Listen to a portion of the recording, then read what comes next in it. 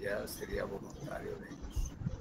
Entonces sí, hablé con el doctor Fernando Fernández y me decía que por favor las fotografías que se tomaron en grupo, o sea, de todos, de los el primero y el segundo grupo, tanto el sábado pasado como el antepasado, envíenmelos a mi WhatsApp, Fer y Guillermo.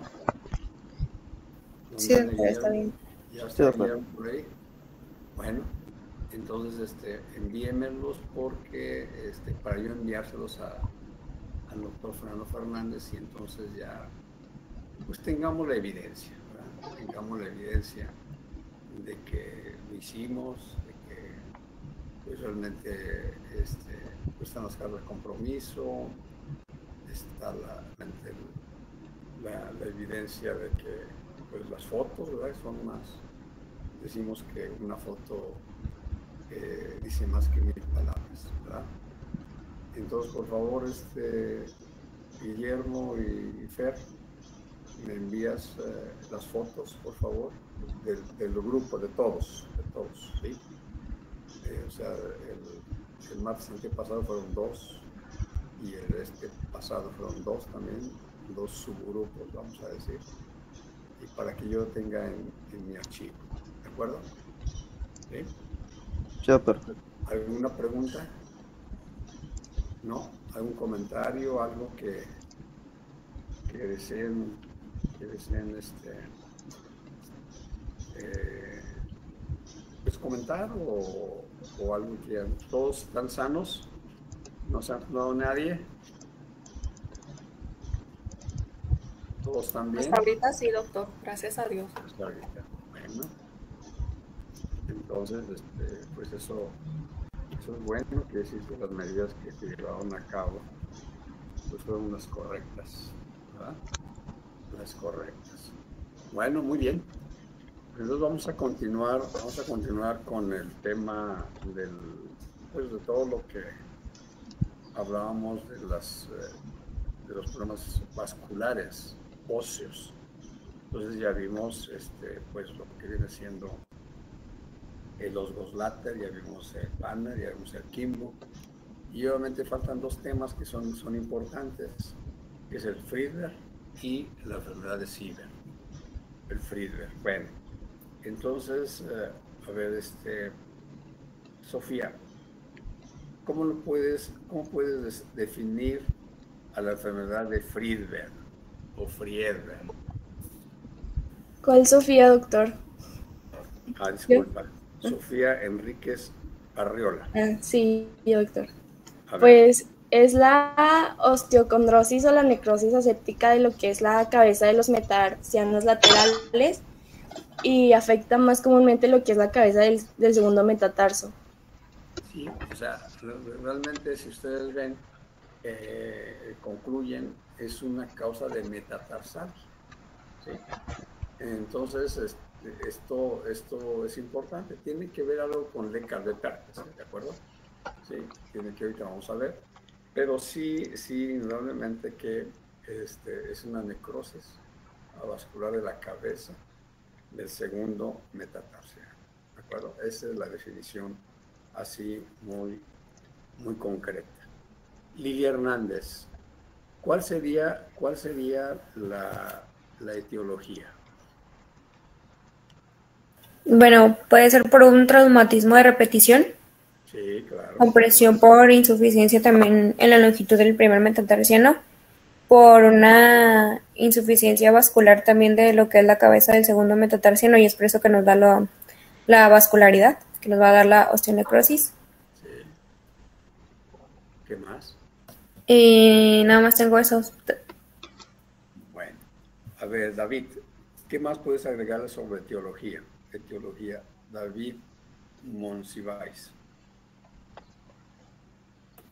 Gaitán, él me comentó que fue al hospital a algo, doctor. Bueno, espero que no sea grave. A ver, Alexia Galaviz. Alexia. Sí, doctor. A ver, ¿qué pasó, Alexia? ¿Qué más me pudieras decir de etiología? Pues que es por insuficiencia vascular, provoca una necrosis, igualmente por traumatismos o vulnerabilidad, y que se considera que el segundo metatarsiano es el que se afecta con más frecuencia, pues este es el más largo de todos y está más expuesto a los traumatismos repetitivos, como son pues practicar algún deporte. Muy bien. Por ahí va todo. Muy bien. A ver, López Orozco. ¿Cuál sería la fisiopatología, López Orozco? Astrid. Sí, doctor. ¿Sí? ¿Cuál sería la fisiopatología? ¿Qué pasa ahí? ¿Qué sucede ahí a nivel del tejido óseo? Bueno, pues yo leí que había un colapso del hueso, también una necrosis, incluso una fisura en el cartílago. Sí, puede ser hasta Eh, intraarticular. Sí. Ujú. ¿Qué más? Pues se trataría de una necrosis avascular típica. Sí. Em, Pues nada más eso había leído, doctor. Bueno, a ver, Alan Rivas, ¿qué me puedes agregar sobre la fisiopatología, Alan? Sí, doctor. Bueno, yo tengo que es causada por un microtraumatismo en la metáfisis y en la placa del crecimiento de la fisis. Y pues que la necrosis causa un aplanamiento de la cabeza del metatarsiano. Bueno, lo deforma, ¿verdad? Lo deforma. ¿Qué más? ¿Qué más? Pues de etiología nada más tengo eso, doctor. A ver, Virginia Vázquez. ¿Qué me puede decir, Virginia? Virginia Vázquez. ¿De la etiología o de la Y de la fisiopatología? fisiopatología, Virginia. Ok. Yo tenía que hay de las no traumáticas, que son lesiones vasculares extraóseas por una supuesta vasculitis y sucede en procesos como lupus eritematoso sistémico. También hay lesiones vasculares intraóseas que son por la anemia de células falciformes en pacientes tratados con inmunosupresores, corticoides, y en las traumáticas por un traumatismo agudo causante de una fisura o fractura que deja sin irrigación pues la porción más distal de la cabeza metatarsal afectada. También por un microtraumatismo de repetición, como pues le pasa a los deportistas, a los gimnastas y así, que pues acaba produciendo una lesión de la pared vascular que originaría pues el déficit de irrigación. Y Así es. ¿y qué más? Virginia, ¿tú estuviste con Alvarado de grupo? Sí, doctor. Sí, estuviste de pareja. Muy bien. ¿Y aprendiste? Sí, doctor, mucho.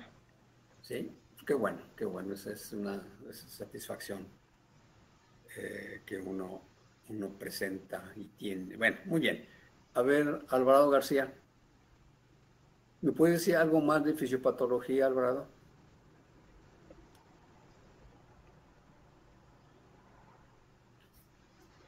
Alvarado, ¿está por ahí?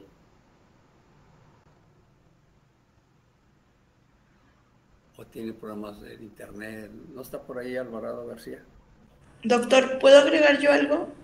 A ver, Salmerón, a ver. Yo tengo que, pues bueno, hay una disminución en el espesor del cartílago con diferentes focos de pérdida de la continuidad. Ay, perdón. Es que está el gas aquí afuera de mi casa. Sí.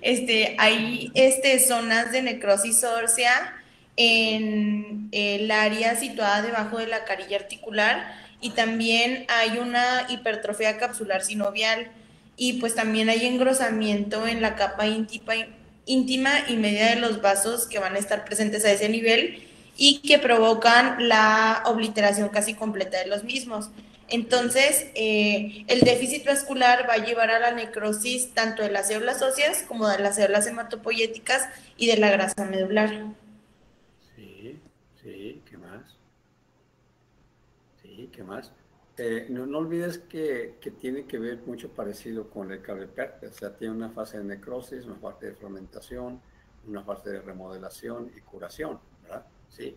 Y obviamente, pues es el mismo tiempo, ¿verdad? No se hace en 2, 3 días, sino es de evolución crónica, ¿de acuerdo? Sí. Muy bien. ¿Qué más, Almerón? ¿Algo más que puedes agregar? Doctor, Sí. este, no, Guillermo. no alcancé a decirle, Alvarado, Francisco Alvarado, es el chavo que batalla mucho con su micrófono. En el grupo nos avisó que estuvo hablando, pero pues no lo escuchamos, de plano.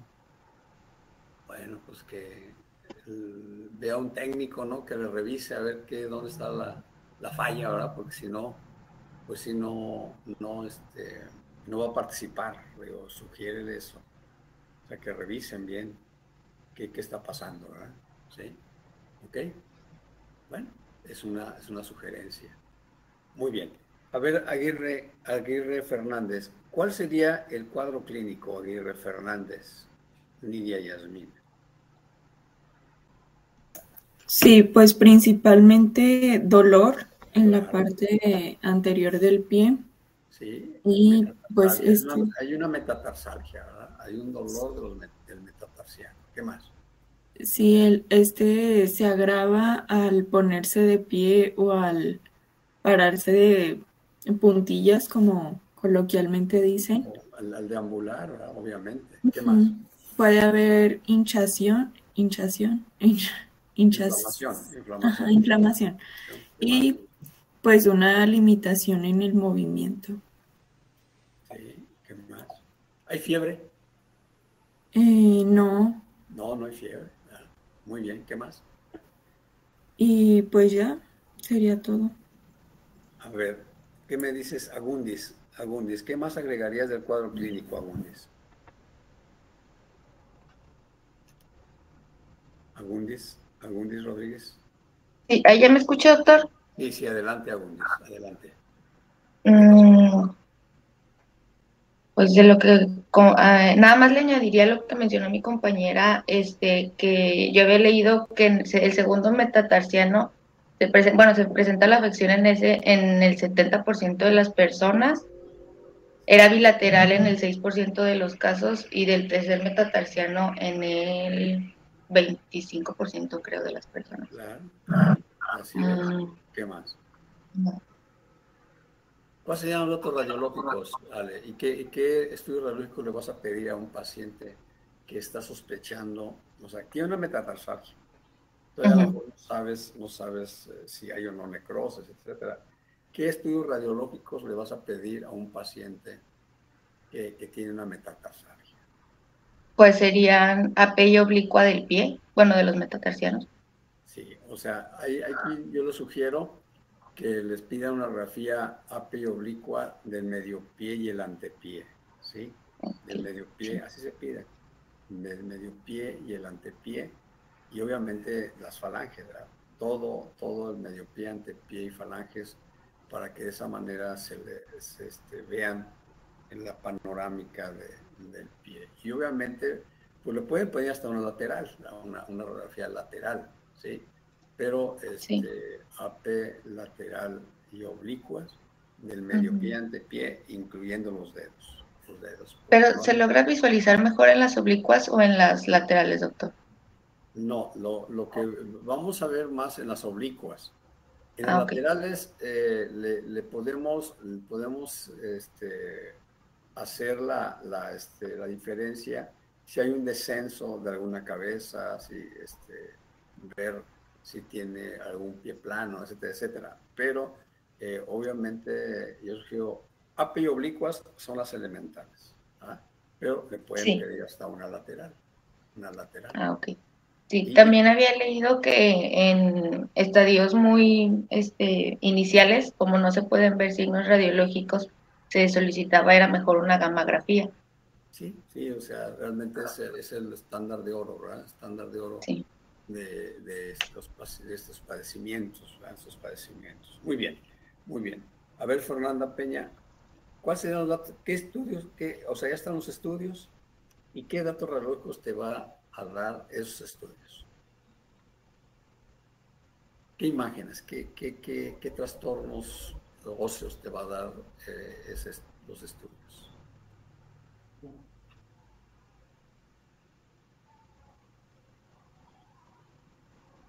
A ver, Fernanda, ¿no está por ahí, Peña? Fernanda. Está teniendo problemas con su internet, doctor. ¿Qué lástima. Bueno, Doctor, ¿puedo participar? ¿quién eres? A Carlos. A ver, Sí. Carlos Raúl Sánchez. Yo encontré que en los datos radiológicos, en etapas tempranas, podemos encontrar una osteoesclerosis, Bueno, sí. porque ya es tejido fibroso. Sí. Y en etapas ya más avanzadas, ya podemos, debido a la necrosis, podemos encontrar una osteólisis, ¿sí lo estoy pronunciando? Osteólisis, sí. Y pues ya en etapas pues ya mucho más avanzadas, ya vemos pues ya realmente una destrucción de la cabeza metatarsiana. Una necrosis, hay una Sí. necrosis, ¿sí? Una necrosis. Hay incluso fragmentación, ¿verdad? Según el estadio que se vaya teniendo, ¿verdad? Y obviamente... Doctor, ¿puedo? Sí, Carlos, ¿qué pasó, Carlos? Platícame. ¿Puedo agregar algo? A ver, adelante, Carlos. Ok, bueno, es que hay una clasificación que es la clasificación de Smiley. Esta básicamente lo clasifica en relación a las etapas junto con la fisiopatología. Entonces se menciona que tenemos 4 etapas y según esto vamos a encontrar diferentes datos radiológicos, donde en la primera etapa hay una fragmentación subcondral, pero esta no es visible en la radiografía. Entonces lo que podemos encontrar en la radiografía es como un defecto hipodenso y se va a ver como un collar de mayor densidad. Y luego tenemos la etapa 2, donde ya comenzó la resorción ósea y empieza el proceso de revascularización. Entonces aquí, en los datos radiológicos, vamos a ver que hay un aumento del espacio articular y un aplanamiento de la cabeza del metatarsiano. Y luego tenemos la etapa 3, donde pues aquí vamos a ver ya que hay un aplanamiento de la cabeza que es mayor.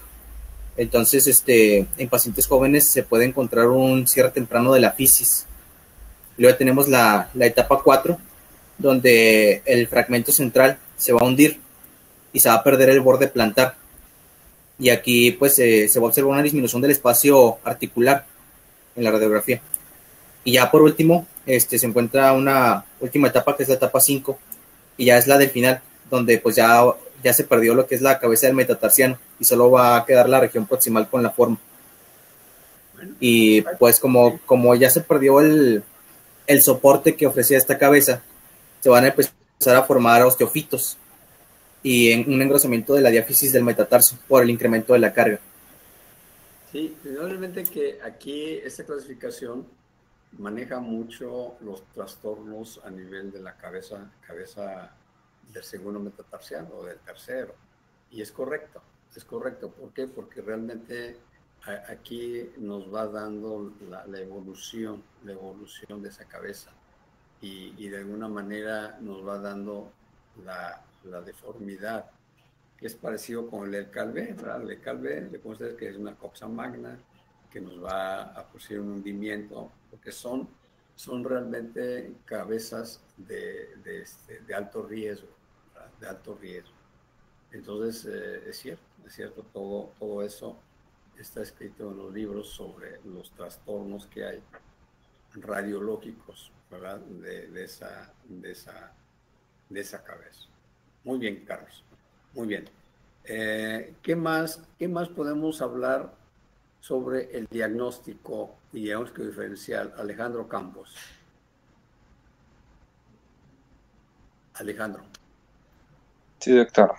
A ver. Muy bien. Bueno, dentro de las manifestaciones o el diagnóstico, lo podemos encontrar el dolor, ya que nos habían comentado, pero teniendo como una importancia que va a aumentar progresivamente en la marcha y vamos a tener una disminución, o sea, va a ceder mediante el reposo. Una de las manifestaciones importantes.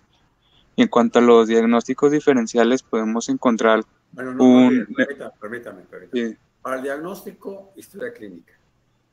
Para el diagnóstico, el cuadro clínico. Para el diagnóstico, datos radiológicos. O sea, todo lo que vimos, ¿verdad? O sea, eso afianza el diagnóstico, ¿verdad? ¿Sí? Y entonces, obviamente, no todo lo que duele en los metatarsianos es el Friedberg, ¿verdad? ¿Sí? O sea, de aquí el diagnóstico diferencial. Muy bien, diagnóstico diferencial, David. Muy bien. Dentro del diagnóstico diferencial podemos encontrar un neuroma de Morton, alguna fractura causada por estrés, tumores, osteoporosis. Permítame. Nada más quiero ver esta situación. El neuroma de Morton, jóvenes, es un dolor intenso, es un dolor como que si tuviera un toque eléctrico, ¿verdad? ¿Por qué? Principalmente entre el segundo y tercer metatarsiano, ¿de acuerdo? Es un dolor intenso, es un dolor como paralizante, ¿verdad? Es un dolor que el paciente refiere, siento como un toque eléctrico, ¿verdad? De alta tensión, ¿verdad? Entonces, esto es importante porque el neuroma de Morton nos puede confundir con un Friedberg o al revés, ¿verdad? Que es un neuroma de Morton y es un Friedberg, ¿de acuerdo? Muy bien, David. ¿Qué más tenemos que diferenciar? Ya como otra manifestación, pues podemos encontrar la artritis en los pacientes. Y pues serían de los diagnósticos diferenciales los que tengo. Bueno, también un diagnóstico diferencial metabólico, no olviden, la gota, o sea, los dolores de tipo gotoso. Yo acabo de tener un paciente, caso clínico, hace aproximadamente 4 semanas. Ese paciente, el principal problema de él era dolor en el tobillo y en los metatarsianos.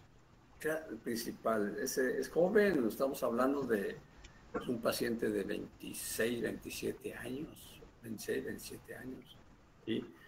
Entonces lo comencé a revisar y realmente sí había dolor a la flexoextensión de los tobillos, ¿sí? Del tobillo, principalmente del tobillo izquierdo, ¿sí?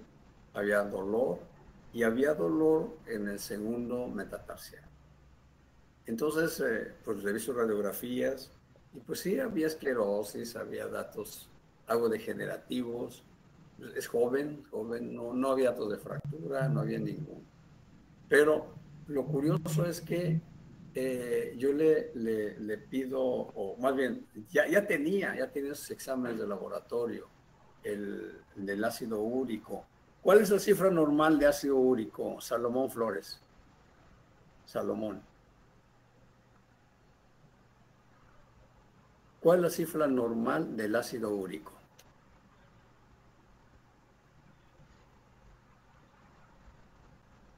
¿No está por ahí? ¿No han visto artritis gotosa en reumatología todavía? ¿O ya lo vieron? Sí, doctor, en su momento sí. Ya lo vieron. Bueno, pues a ver, Memo, ¿cuáles son las cifras normales de ácido úrico?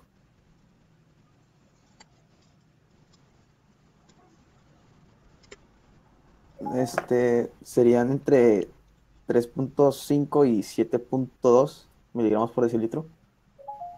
Bueno, de 3 a 7, ¿verdad? De 3 a 6, ¿verdad? Sí, es la cifra normal. Entonces, este paciente tenía 9.5, perdón, de ácido úrico. Y ya había sido tratado por varios médicos. Lo curioso es que estaba ahí la evidencia del problema de un problema gotoso. No era el clásico, porque realmente ustedes como vieron, el clásico dolor gotoso es dolor de la articulación metatarsofalangica, la primera, ¿verdad? Ahí es donde está el tofo y hay eritema y hay este dolor intenso. Incluso lo podemos confundir hasta con artritis séptica. Entonces, lo curioso es que, ¿y cuál sería el tratamiento, Guillermo? de El tratamiento. ¿Sí? El tratamiento pues en sí no va a ser muy distinto a las otras enfermedades que hemos visto. En este Sí. caso pues yo encontré que para el dolor pues el uso de antiinflamatorios, más que nada los AINES. No, permítame. No, hay que enfatizar. El tratamiento de la gota.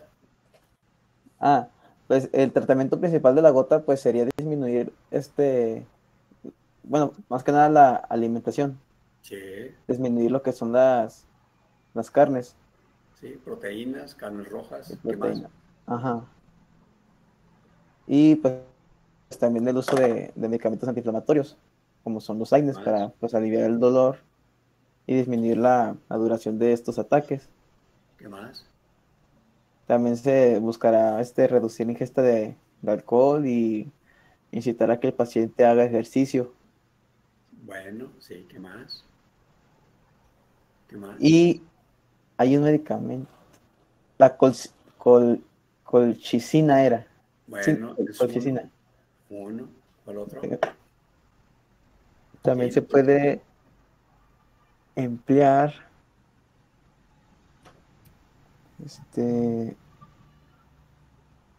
no recuerdo cuál otro era, doctor. A ver, El Yasmín, allopurinol. No. Yasmín lo dijo, Yasmín Aguirre. A ver, di Aguirre, Yasmín. Yasmín. Sí, es el alopurinol, si mal no recuerdo. Sí, bueno, realmente yo, o sea, mi experiencia, yo pues, he visto mis pacientes gotosos y con problema ácido úrico. Sí, cuadro agudo, colchicina, ¿verdad? Cada 6, cada 4 horas, ¿verdad? Sí. Y obviamente el de sostén o inicialmente el alopurinol. El alopurinol se puede dar 300 miligramos diarios o 100 miligramos cada 8 horas. O sea, a lo que yo voy, volviendo al caso clínico, este paciente se veía ahí que el problema era un problema gotoso, un problema metabólico, pero nadie le había dado tratamiento de gotoso. Nadie. Paracetamol, lo mandaba a rehabilitación, etcétera, etcétera. Entonces, pues ahí le comencé el tratamiento y mejoró, ¿verdad? Pues obviamente yo quedé bien ahí, ¿de acuerdo? Pero a veces lo importante de los casos clínicos es analizar todo, analizar el paciente, el cuadro clínico, exámenes de laboratorio, rayos X, o sea, todo, y realmente nos vamos a equivocar, porque no les puedo decir que no nos equivocamos, pero menos. Entonces, esto es una experiencia que tuve cuadro clínico. Llegó a las 2 semanas con menos dolor, doctor, me he sentido mejor, sigue con tu dieta, tratamiento, o sea, todo lo que ya se comentó. Y no suspendas tu alopurino, ¿verdad? Entonces ya lo volví a ver la semana pasada, el viernes, ¿no? Muy bien. Entonces, el problema ya lo vieron ustedes, el problema de la gota es que les falta una enzima, es como el diabético. Les falta una enzima, la jantidasa, que transforma el ácido úrico urea creatinina. Y entonces ahí está el problema. Entonces es un paciente ya de por vida. O sea, desgraciadamente él va a estar así. Entonces, para que de esa manera no y podemos hablar de historias, etcétera, pero te los comento porque son casos clínicos que he tenido. A ver, Carlos Reina, ¿qué más diagnóstico diferencial? Sí, doctor. También tenemos lo que es el lupus eritematoso. Sí. Ya dijo la gota, artritis reumatoide, enfermedades por depósito de pirofosfato de cálcico, también diabetes mellitus, fracturas por estrés, artritis séptica, tumores, neuritis interdigital, sinovitis. Sí, la neuritis, el Morton, ¿verdad? El neuroma de Morton, muy bien, ¿qué más? Y pues son todas las que tengo. Muy bien. No, pues para que vean que a veces puede ser sencillo o puede ser difícil llegar a un diagnóstico para una metatarsalgia, ¿verdad? Entonces ya de alguna manera ya podemos decir lo que es el tratamiento, bueno, lo que pasa en esos pacientes. Muy bien. A ver, Jimena Quimiro, ¿cuál sería el pronóstico y el tratamiento? El pronóstico pues es bueno, siempre y cuando se lleve, bueno, para la vida, pero para la funcionalidad no, porque pues el dolor no te limita el caminar y hacer ejercicio. La evolución que tiene. Sí. Muy bien, ¿qué más? Ajá. Pero el tratamiento es conservador y quirúrgico. El conservador se puede usar una bota corta de yeso, se puede utilizar una almohadilla metatarsal, se puede utilizar también incluso uso de muletas o zapatos con suelas rígidas. Y ya para el tratamiento quirúrgico se pueden hacer muchas cosas, pero casi no llega a ese nivel.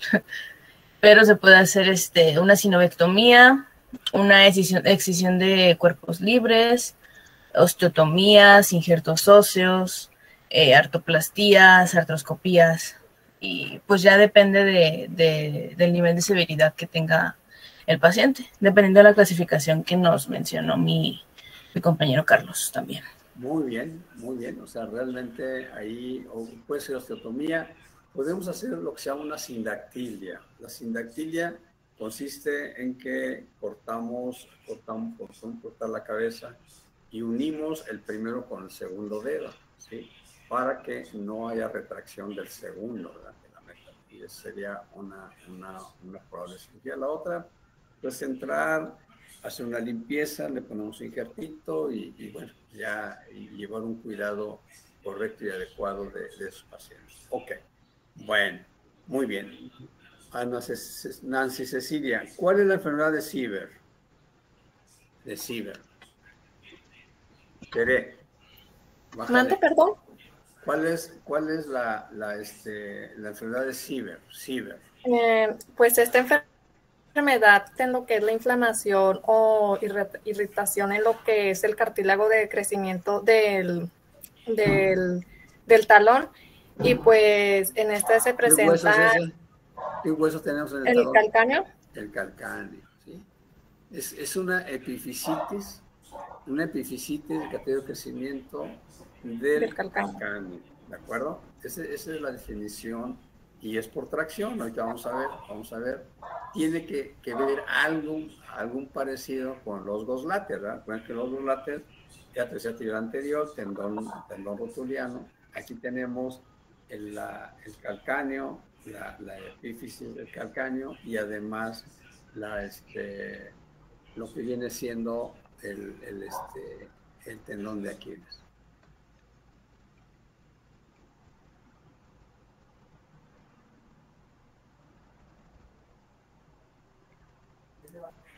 Bueno, a ver, entonces, esa es la definición. ¿Cuál sería la etiología, Alexa Ornelas? Alexa. Sí, doctor. Alexa. Bueno, esta enfermedad aparece entre los 7 y los 10 años en adolescentes que son físicamente activos y es causada por traumatismos de tracción repetidos por contracciones continuas violentas del sistema aquileo-calcáneo-plantar. Entonces aquí lo que va a ocasionar es una fractura osteocondral. Y hay otros factores que también contribuyen a esta enfermedad, como es, el aumento de la actividad deportiva, especialmente el correr y el saltar repetidamente, también la tensión del tendón de Aquiles, la dorsiflexión débil del tobillo, también un calzado ajustado o que esté desgastado, y también correr sobre superficies duras, incluso también la obesidad. Sí, muy bien. A ver, Lisbeth Borrego, ¿puedes agregar algo más de etiología? Sí, doctor. Bueno, mencionaba que también, aparte de lo que comentaba mi compañera, la vía mecánica, mencionaba que podía haber una infección, traumas repetitivos, la obesidad, y también había factores de riesgos, por ejemplo, que la persona presentara un pie pronado o un pie plano. Eso también pues podía hacer que desarrollara este padecimiento. También la discrepancia en la longitud de las piernas y pues sobre todo el peso.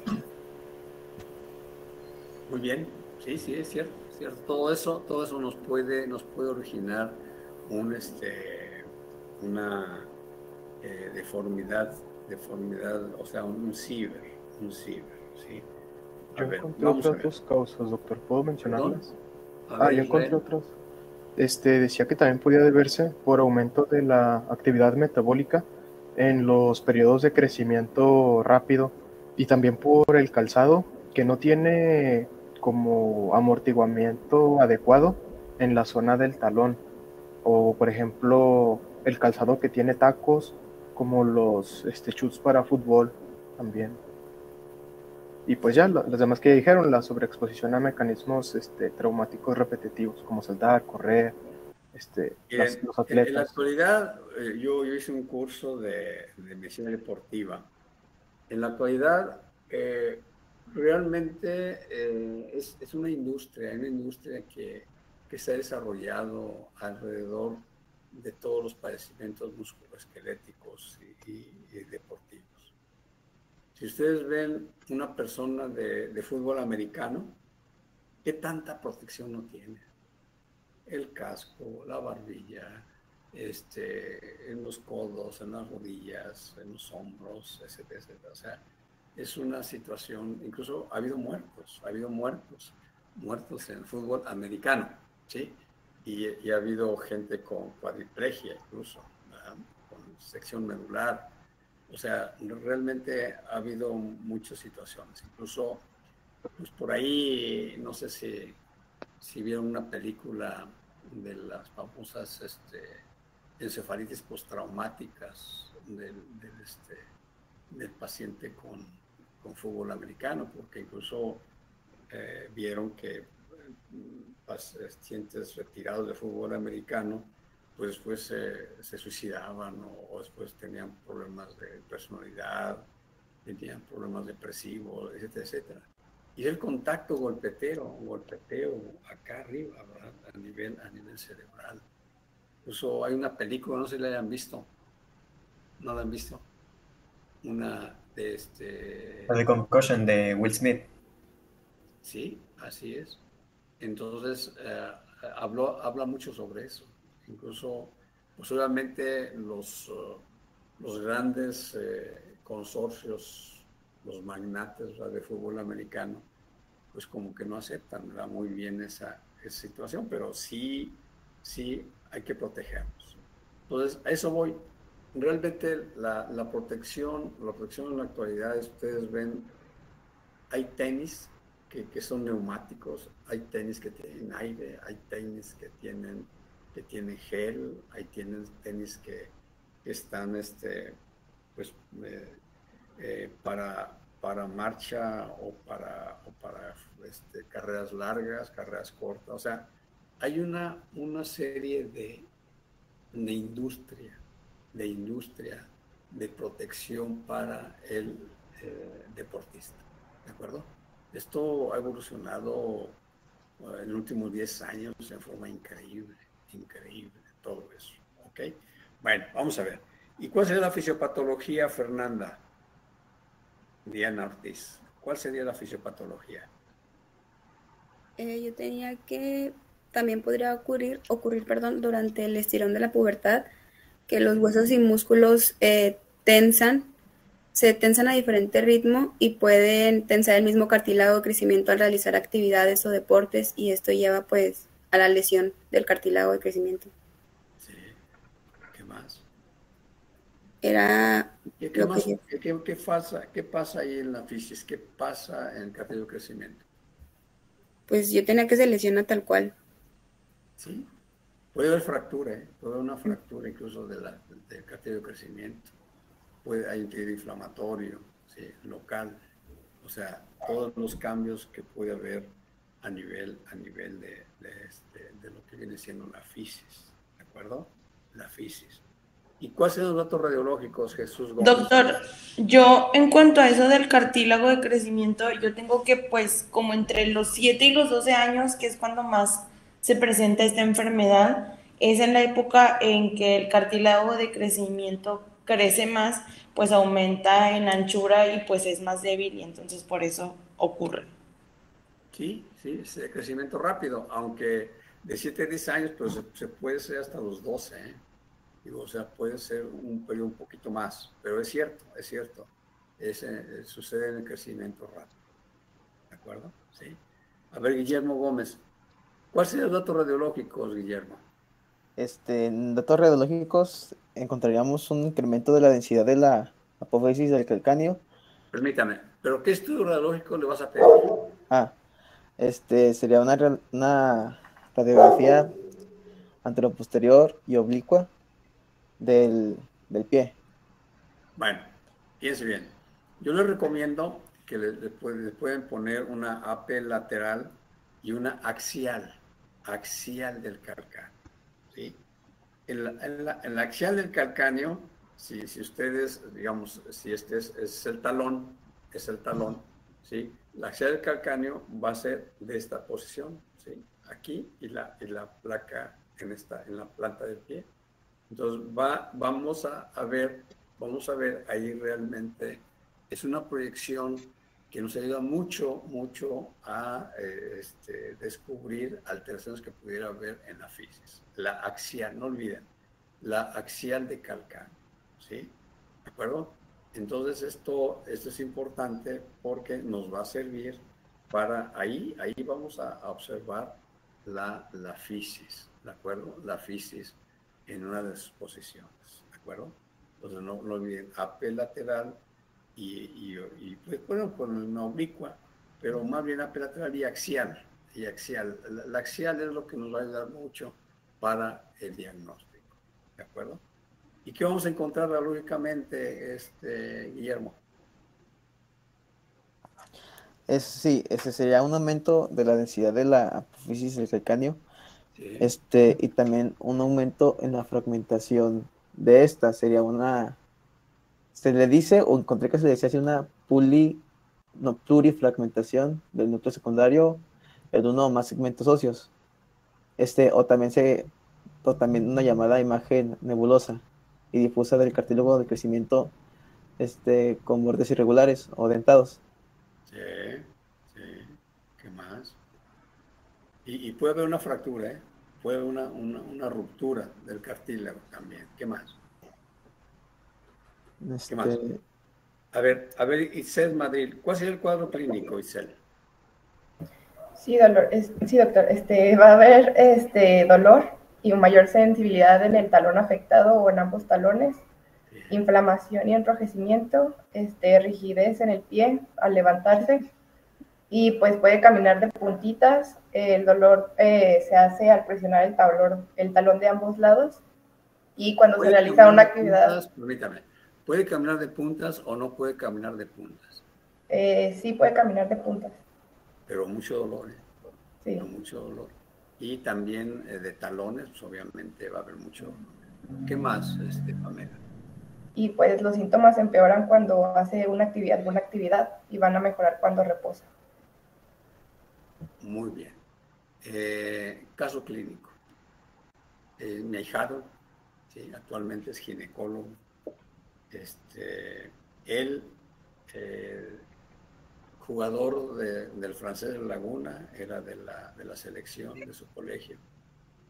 Entonces tenía como 11 años más o menos. Sí, 11 años. Goleador del equipo. Entonces iban a hacer un encuentro lasallista, o sea, una especie de la zona norte, Chihuahua, Durango, Zacatecas, Tamaulipas, Nuevo León, encuentros lasallistas. Entonces, 2 semanas antes, pues a prepararse, ¿verdad? 2 semanas antes, casi jugaban fútbol mañana, tarde y noche. Entonces, un fin de semana me llegué al consultorio, me duelen mis talones. No se había quitado ni los tacos, o sea, los zapatos de fútbol, soccer. Llegó arrastrando las 2 piernas, los 2 pies. ¿Ah? Pues, ¿qué te pasó? Se llama Lorenzo. No, pues es que estaba jugando y me comencé con un dolor intenso en el talón. ¿Ok? Entonces, ya lo revisé, tomamos radiografías y sí, pues tienes rimbombantemente una enfermedad de Sieber. What is this, verdad? No, pues, es una enfermedad de Sieber, problemas de conditis y epifisitis del crecimiento, todo lo que hemos hablado hoy. Entonces, y ya la siguiente semana era el encuentro lasallista. Entonces, pues obviamente el tratamiento, ahorita vamos a ver, pues, es reposo, vamos a ver otras cosas. Entonces fue, de antemano no jugó, como dando una diferencia, lo metió en un juego, no soportó ni 5 minutos, ni 10 minutos por un dolor intenso a nivel del calcáneo, ¿sí? Entonces, pues realmente es un cuadro clínico bilateral de enfermedad de Sieber, ¿de acuerdo? ¿Y cuál sería el pronóstico y el tratamiento? Emanuel Meraz. Bueno, el tratamiento es limitar la actividad. ¿El pronóstico cuál sería? El pronóstico para la vida es bueno, para la actividad funcional es malo, dependiendo de la evolución del padecimiento. Claro. ¿Qué más? Se va a limitar la actividad. Se puede dar AINES para evitar el dolor, pero se trata de evitar la aplicación de hielo sobre el área porque podría causar una mayor molestia en los músculos, en el sóleo y en los gastronemios, y se recomienda la terapia física, así como el uso de plantillas amortiguadoras, un calzado cómodo y usar protecciones a nivel del calcáneo. Vayan preparando la preparación, ¿no? Así de todo, de todo. Vamos a ver muchas imágenes. Bueno, entonces realmente aquí, podríamos decir de las causas también, sería un acortamiento del tendón de Aquiles, ¿verdad? Podríamos, si hay algo de un acortamiento, pues elongamos el tendón de Aquiles, o sea, es quirúrgico. Pero obviamente sería como ya una acción, pues de alguna manera, pues extra, ¿verdad? ¿Ya están preparando las imágenes? Sí, doctor. ¿A quién le tocó? A mi equipo. ¿A quién, perdón? A mi equipo, el equipo 2A. 2A. Bueno, pues cámara, acción. Cámara. ¿Algo más que quieran agregar del Sieber? Tal vez el diagnóstico diferencial, doctor. Ah, el diagnóstico diferencial. Sí, es cierto, nos faltó. ¿Cuál sería el diagnóstico diferencial? A ver, Andrea, muy bien. Se puede realizar con contusiones o edemas óseos, fracturas del calcáneo, coalición tarsal, procesos inflamatorios tendinosos, muy bien, osteomielitis hematógena, sí, enfermedades reumatológicas como la artritis reumatoidea infantil, también procesos tumorales benignos o malignos, óseos o cartilaginosos y neuropatías. Muy bien, es cierto. Muy bien, es cierto. ¿Y cómo hacemos el diagnóstico, Andrea? Pues el diagnóstico es fundamentalmente clínico. Sí. Leí que se mostraba al niño a la exploración se le mostraba un dolor, si se lleva a cabo una comprensión medial lateral o un pinzamiento de la región posterior del calcáneo. Y normalmente va a referir que cuando lleva a cabo actividad física el dolor aumenta y tras la finalización pues disminuye. Sí, así es. Bueno, lo mismo que hemos dicho, ¿verdad? El diagnóstico va a ser la historia clínica, la exploración física, el interrogatorio, datos clínicos y datos radiológicos. O sea, realmente todo eso se complementa con lo que comentas, ¿verdad? De la diferencia. ¿Cómo vamos, Pamela? Doctor, yo tengo una duda. A ver, adelante. Había mencionado que para la enfermedad de Sieber se pidió una radiografía AP lateral y axial. pero me quedó duda en la enfermedad de Freiberg.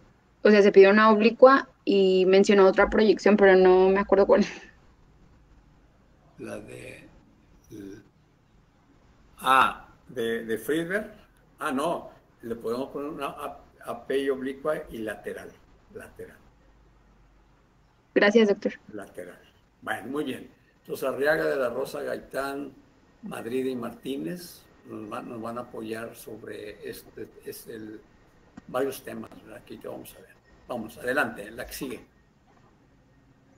El de Friedberg. Bueno, ok, vámonos. Adelante. Bueno, aquí vemos la forma de metatarsalgia anterior y ya vemos aquí una alteración que hay subcondral, el hundimiento de la cabeza, las etapas que se comentaron sobre lo que viene siendo los datos radiológicos del Frade Friedberg. Ya dijimos, el Frade Friedberg es la osteonecrosis de la cabeza del segundo metatarsiano, pero puede ser del primero, o más bien del segundo, del tercero. La que sigue, vámonos, muy bien. Epidemiología aparece en adolescentes, sobre 13 años, frecuencia en jóvenes, segundo metatarsiano, y también puede mostrar ataque a otros huesos de la misma fila, que puede ser bilateral. La que sigue, muy bien. Bueno, ahí estamos, la causa se desconoce, pero hay obvio que es un problema de tipo vascular y la cabeza afectada indica zonas de necrosis y obviamente causa puede ser multifactorial. Ya hablábamos del calzado, hablábamos del peso, hablábamos del deporte, etcétera, etcétera. ¿La que sigue? Bueno, signos clínicos radiológicos. Bueno, aquí realmente lo que estamos observando, dolor debajo de la cabeza segundo metatarsiano, aumento de inflamación, aplanamiento irregular de la cabeza. En la tomografía, pues nos muestra la refacción, aplanamiento de la cabeza. Y obviamente la gammagrafía, que es la que estamos viendo en la parte más inferior, pues nos va a dar mayor captación, ¿verdad?, de la sustancia la que se usa para ese tipo de estudios. ¿De acuerdo? Aquí. Bueno, el tratamiento iniciales puede ser una bota de Walker, o sea, una bota con suela rígida, una bota corta, con suela adolescente, un enyesado de 3 a 4 semanas. Ahí se hace un raspado vascular, o sea, ya es quirúrgico. Se extrae el tejido esponjoso y del cuboides ahí se puede poner hacia lo que viene siendo como un injerto. Y también la otra que yo decía, el corte, ¿verdad?, hacer la osteotomía de la cabeza del segundo metatarsiano y una sindactilia, ¿verdad?, una sindactilia del primero y segundo dedo. ¿La que sigue? Osgood-Schlatter, vámonos, la que sigue. Bueno, ya dijimos, ¿verdad? Los Osgood-Schlatter es una epifisitis de la tercera tibial anterior por tracción, ¿sí? Tracción por problemas de lo que viene siendo el tendón patelar, ¿verdad? El tendón rotuliano. ¿La que sigue? Es en niños en crecimiento rápido. Epidemiología. Con frecuencia masculino 3 a 1, ¿sí? En niños 10 a 15 años. En niñas puede presentarse entre 8 y 13 años. Generalmente es unilateral, pero puede ser bilateral. También se observa que existen porciones de incidencia en niños que practican el deporte, ya le dijimos. Incluso les dije casos clínicos, ¿verdad?, del niño inquieto, ¿verdad?, que se subía a los árboles, practicaba el ciclismo. ¿La que sigue? Bueno, aquí la etiología, se hace por inflamación del tendón rotuliano y la torsión tibial anterior, ¿verdad? Eso es una de las causas. Y ahí vemos una radiografía lateral de la rodilla, donde hay un problema de tipo inflamatorio a nivel de la fisis de la tercera tibial anterior. ¿La que sigue? La de dolor, cuadro clínico, dolor anterior de la tibia, dolor desencadenado de intensificación de los ejercicios, prominencia excesiva, ya lo habíamos comentado, dolor en sitio de inserción del tendón, cojera después de los ejercicios, tensión de los músculos que hay alrededor del tobillo, de la rodilla, que son los isquiotibiales y el cuádriceps, ¿de acuerdo? Miren, ahí se ve Ya hice una encuesta de ustedes, el A salieron 4 y del B pues más o menos igual, 3, 4, que tuvieron y que pues la mayoría no recibió tratamiento, ¿verdad? Entonces pasó desapercibido. ¿La que sigue? El uso de hallazgos, presión a nivel de arterial anterior, dolor en la extensión de la rodilla, contrarresistencia, presión pasiva forzada. Tumefacción a nivel de arterial anterior y también va a haber un aumento allá la presión de arterial anterior. ¿La que sigue? Los radiológicos, partes blancas, edema, borrado, hueso, condensación, fragmentación, reestructuración, ossificación, aparición de osículos, es decir, son osteofitos que hay ahí, ensanchamiento óseo y da la impresión de una gota de cera en la tercera tirante. ¿La que sigue? Ahí tenemos datos radiológicos, ¿verdad? Donde se ve la prominencia, donde se ve el aumento de la tercera tirante anterior y clínicamente coinciden, ¿verdad? Y lo que les comentábamos, que cuando hay este tipo de situaciones, el paciente se puede sospechar que tuviera un tumor, ¿verdad? Y eso es lo que está originando problemas, ¿sí? Hay esclerosis, hay necrosis y hay fragmentos, ahí se ve en la parte lateral de la tercera anterior. ¿La que sigue? Bueno, ahí tenemos realmente la enfermedad de Gosláter, donde se da radiológico irregular, despegamiento de la cortical de ambas tibias. Y si ustedes ven, yo les comentaba que si esto sigue, se puede arrancar, se puede arrancar la tercera tibia anterior y entonces dar un arrancamiento junto con el tendón rotuliano, obviamente. ¿La que sigue? Ahí sí un fragmento. Otros estudios, una resonancia, ¿sí? Una resonancia donde vemos la inserción del tendón rotuliano, ya está inflamado, y hay edema en su actividad anterior, y puede haber una fragmentación, ahí como se ve. ¿La que sigue? La tercera actividad anterior. El referencial, el arteriosaxo, Johansson, que es la osteocondritis de la porción afectada en la inferior de la rótula, síndrome patelofemoral, lesión traumática, tortuosidad, tumores, ¿verdad? Osteonecrosis, osteocondritis, problemas de tipo disecante, hay enfermedad de Brown, o sea, la famosa, con ustedes que enfermedad de Brown dijimos que es una tibia vara, ¿verdad? Tumores óseos y fracturas. Dolor, subluxación patelar, problema de tendinitis patelar, esguince, ruptura del menisco, bursitis, una plica, si eso se presenta, eso lo vemos en la artroscopía. O lateral, pues un esguince de ligamentos colaterales, ruptura del menisco lateral, tendinitis. Dolor posterior, un quiste popliteo, que es el Baker, ese es correcto. Lesión de ligamento cruzado posterior. ¿La que sigue? Muy bien.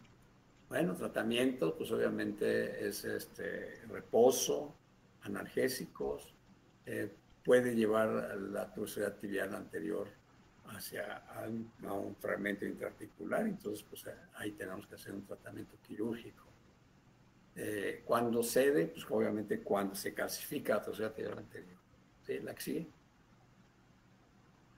Bueno, aquí tenemos contra la enfermedad, uso de analgésicos, antiinflamatorios, no esteroideos, inmovilización y obviamente ahí flexión de la rodilla, ¿verdad? Ahí estamos bien. ¿La que sigue? Bueno, ahí tenemos, la mayoría de los pacientes responden bien con tratamiento conservador. En los redes hay compresión y elevación, ya dijimos, ¿verdad? Que es reposo, hielo, es compresión y elevación a través de, hay unos implementos de sujeción de la rótula. ¿La que sigue? Ocasiones, cierre prematuro de la fisis, puede ocasionar un recurvatum, rótula alta, sí, muy bien, luxación rotuliana, artrosis femorotuliana y temprana. Esas alteraciones de EBS, síndrome de hiperpresión lateral, es lo que veo muy frecuentemente en mujeres ya adultas, en tibias o genovalgos, los días Vargas. ¿Sí? Panner, adelante, Panner, muy bien. Pues ya dijimos, ¿verdad?, que el Panner no es más que una epifisitis del cóndilo humeral, ¿verdad?, o sea, la parte lateral, ¿sí? Y obviamente la enfermedad de Panner, pues obviamente nos puede dar un aplanamiento, puede haber necrosis, puede haber fragmentaciones, puede haber un tejido inflamatorio de lo que viene siendo el cóndilo humeral. ¿La sigue? Bueno, definición de comunicable lesión compresiva del radio, código en pequeñas ligas, o sea, ya habíamos dicho que en pacientes beisbolistas, ¿verdad? Y hablamos del famoso codo del golfista y del tenista, ¿verdad? Afecta en varones desde 11 a 17 años. ¿La axila? Bueno, primera forma condicional, que es causa desconocida, efecto periojuvenil. La otra forma, preadolescentes y de origen traumático. Es el Panner, Friedrich y además Schaeffer. O sea, son osteocondritis de la cabeza, de la epitróclea, del cóndilo. Muy bien, la axila. Bueno, dolor, cuadro clínico, dolor espontáneo, rigidez de codo, exploración contractura en flexión, palpación del cóndilo, engrosamiento de rama sinovial, hay un fragmento suelto, eso es lo que yo conocía, el trabazón, yo les comentaba. Ustedes me decían, ¿y el trabazón? Pues es el bloqueo, ¿verdad? Es el bloqueo, es un bloqueo que hay en la flexión y extensión del codo, ¿verdad? A eso se refiere. ¿La axila? Ya los radiológicos, ustedes ven, hay un cuerpo libre ahí, hay osteocondritis disecante de lo que viene siendo el cóndilo humeral, existencia de cuerpos libres en compartimiento anterior. Ahí se ven. Y eso nos puede dar un trabazón, o sea, un bloqueo del codo. ¿La sigue? Bueno, ahí tenemos datos de una resonancia, ¿sí? La epitróclea, el epicóndilo, y vemos ahí los datos que hay a nivel del cóndilo. Hay algo de necrosis, hay fragmentación de lo que viene siendo el cóndilo humeral. ¿Sí? Bueno, tratamiento. Si están unidas el cóndilo, si desprendieron, si hay fragmentos, o sea, es el tipo 1, el tipo 2. ¿Sí? Bueno, movilización, protección parcial de articulación, puede ser de 1 mes o 2 meses según la evolución. Es un aparato ortopédico, ahí ustedes están viendo, muy bien. Si no cicatriza, se puede hacer un barreno, se puede hacer un orificio ahí y se puede poner injerto incluso. Segundo, extraer fragmentos, ya los habíamos comentado. ¿La que sigue? Kimbuk, muy bien. ¿La que sigue? Bueno, ya dijimos, la de Kimbuk es una necrosis avascular del semilunar, es muy importante, progresivo, puede llevar por crónico, pero la función. Necrosis semilunar, o sea, ahí estamos viendo la irrigación que está teniendo a nivel de la arteria de la radial y parte de la cubital. ¿La que sigue? Necrosis, historia traumática, lesión causa-ligamentaria, afectación nerviosa, clasificación ósea, vasoconstricción, infarto. De origen óseo, fractura semilunar, hay compresión, hay datos de trastornos en las trabéculas del hueso y hay variantes, ¿verdad? En la no traumática, cuadros constitucionales, obliteración vascular, émbolos, radio conectivo, vasculitis, o sea, un paciente que tenga un trastorno vascular nos puede originar ese problema de coagulopatías, por ejemplo. ¿La que sigue? Bueno, el dolor en la muñeca, inflamación, limitación de movilidad, disminución de fuerza de agarre y además limitación funcional y a largo plazo suele desembocar una artrosis de la muñeca, ya lo habíamos dicho. ¿La que sigue? Estudios normales, cambio de intensidad, una resonancia. 2, esclerosis semilunar. 3, colapso de superficie articular. 4A, alineación de la altura del carpo. 3B, rotación de escafoides. 3C, fractura del plano coronal y un semilunar dividido con fragmentación del palmar o dorsal. Y la 4, colapso semilunar. ¿Sí? Ya eso todo lo habíamos comentado. La axilla, según Lisman. Ahí tenemos el estado 1, ¿verdad? Donde hay cambios a nivel del carpo. Ahí la 2 está una esclerosis del semilunar. La 3 es una 3A, colapso del semilunar, ¿sí? Y obviamente con una rotación del escafoides. ¿Sí? La 3B, colapso, con fijación de escafoides y rotación, se rota el escafoides. Y la 4, colapso del semilunar y obviamente con degeneración ya de las articulaciones radiocarpianas. Axilla. Diagnóstico, posiblemente radiografía, resonancias. Hay datos de un grado estadio 2 ahí, del semilunar, y ahí se ve casi 4 la resonancia. La axilla. Estadio 1, bueno, ahí se ven sin alteración aparentemente, ¿verdad? La esclerosis semilunar, ahí se ve en el estadio 2, la axilla.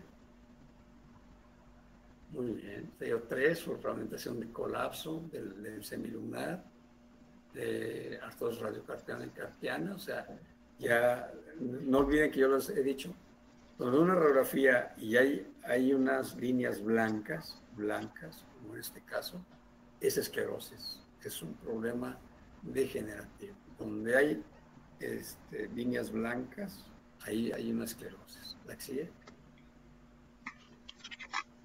Hay algo de resonancia magnética, hipodensidad semilunar y quistes hipotensos en el estadio 2. ¿La axilla? La fragmentación, una resonancia, muy bien, excelentes fotografías, digamos degenerativos, ya si ven en la superficie del radio, ya se ve con datos de esclerosis irregular, ¿verdad? La axilla. Los diferenciales, necrosis vascular, del escafoides, una enfermedad de Pricer, fractura de escafoides, y escafolunar, lineal lunopiramidal, o sea, del semilunar y el piramidal, quistes, tenosinovitis, síndrome del túnel del carpo, artrosis de muñeca y artritis de muñeca. La axilla. Tratamiento, primero inmovilización, segundo A, acortamiento del radio, alargamiento del cúbito. El 2, el 3A, injerto óseo vascularizado. El 3B, una artrodesis. Y el 4, resección de la primera fila. Y yo les comentaba que también existen ya prótesis de semilunar. ¿Sí? Bueno, ahí está la inmovilización, un yeso circular, o sea, es el equivalente a una férula, ¿verdad? Una férula de los metacarpianos, la muñeca, o sea, el carpo, hasta el tercio proximal del antebrazo, ¿verdad? Ahí se ven los trastornos, ahí se ven las fijaciones, lo que les comentaba, la artrodesis, ahí se ve una artrodesis en la parte inferior del lado derecho, la axilla, placa, o sea, sí, la axilla. Sí, obviamente ya dijimos, es una más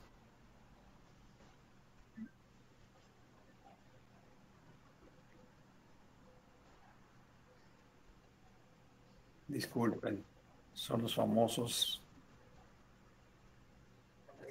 que están produciendo los fraudes. Bueno, entonces CIVER es una enfermedad que hay una epifisitis del calcáneo, ¿verdad?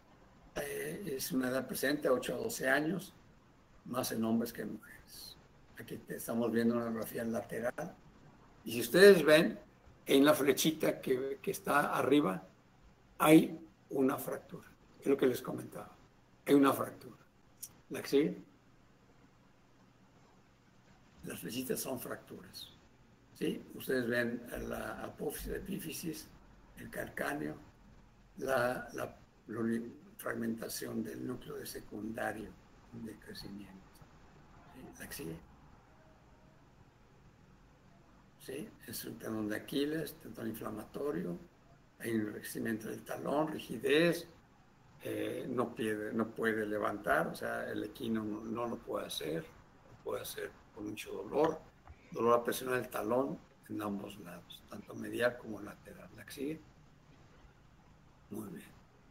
Ahí está, o sea, hay datos ahí de irregularidad ya del festoneado de lo que viene siendo la fisis y el cartílago de crecimiento. ¿La que sigue?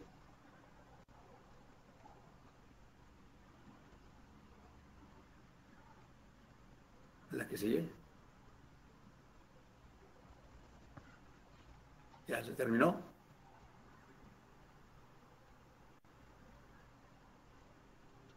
Si ustedes ven, es una radiografía lateral,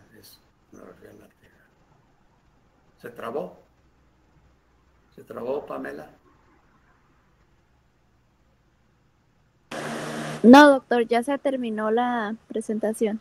Ahí está. Bueno, muy bien. Excelente, excelente. Gracias por su participación. Elena Arriaga, ¿qué aprendiste de todos los temas que vimos? Arriaga Ramírez. Sí, doctor. Pues más que nada que la valoración radiológica, pues es bastante importante tomarla en cuenta. Y bueno, creo yo que ¿cómo lo digo? Pues nos ayuda mucho en lo que son los diagnósticos diferenciales, porque pues muchas enfermedades tienen muchísimos. Entonces creo que, bueno, es que sentí que muchas de las enfermedades se parecían entre sí, que tenían muchas, una etiología algo relacionada. Entonces, creo yo que hacer, pues un buen diagnóstico, una buena historia clínica, pues nos va a ayudar a llegar a un buen diagnóstico en cuanto a todas las enfermedades que revisamos. Creo que fue lo que más se me quedó. Chavarría. ¿Qué aprendiste, Chavarría? Chavarría Arriaga. Bueno, realmente aprendí las características clínicas de cada una de las enfermedades que vimos, que por más chiquitas que mencionó usted que eran, cada una tiene sus signos característicos y asimismo, pues saber las diferencias para el diagnóstico diferencial y no confundirnos con otras enfermedades que se pueden apegar a ellas, así también como las causas, la etiología y los diferentes tratamientos que se pueden llevar en cada una de las enfermedades. Muy bien. A ver, Cueto, ¿qué aprendiste, Cueto, David? Bueno, principalmente lo de la apofisitis, la apofisitis calcánea, me parece un tema bastante interesante que pienso yo que pude haber tenido eso porque hubo un tiempo donde batallaba, o sea, entrené atletismo y batallaba mucho para estar de pie después de correr 100, 200 metros planos. Y me parece muy interesante. Ya pusiste la evidencia. A ver, ahora, a todo el grupo, ¿quién cree que ha tenido enfermedad de Ciber? ¿Quién creen? Pues benignos, obviamente, no. ¿Nadie ha tenido alergia? Yo, doctor. Yo. 2, 3, ¿qué más? Bueno, pues ya, fíjese, ya salieron 3, 4, ¿verdad? O sea, pero realmente aquí lo importante es que vean con las evidencias hasta dónde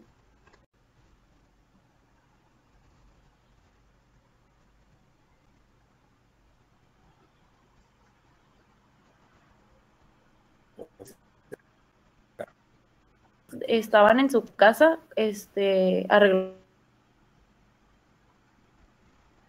su internet. Después Ricardo. Creo que todo el día no iba a tener. Ricardo Gutiérrez, ¿no? Sí, Ricardo. Sí. Bueno, a ver, Carlos, ¿qué aprendiste, Carlos? Carlos Cortés. Sí, doctor. Pues que en la enfermedad de Sever podemos hacer una radiografía AP lateral y una axial para el calcáneo. También lo que nos mencionaba que en la enfermedad de Sever una de las causas puede ser un tendón corto. Entonces ahí podemos hacer una elongación del tendón de Aquiles. Y lo que nos mencionó ahorita que se me hizo muy importante, que siempre que observemos unas líneas blancas es un problema de esclerosis, un problema degenerativo. Y no olviden eso, en cualquier hueso, cualquier hueso. Hay una esclerosis, en la esclerosis articular, hay datos degenerativos. No olviden. Muy bien. Bueno, a ver, Osvaldo Bautista, dime por favor, ¿qué es el calcio? ¿Para qué sirve?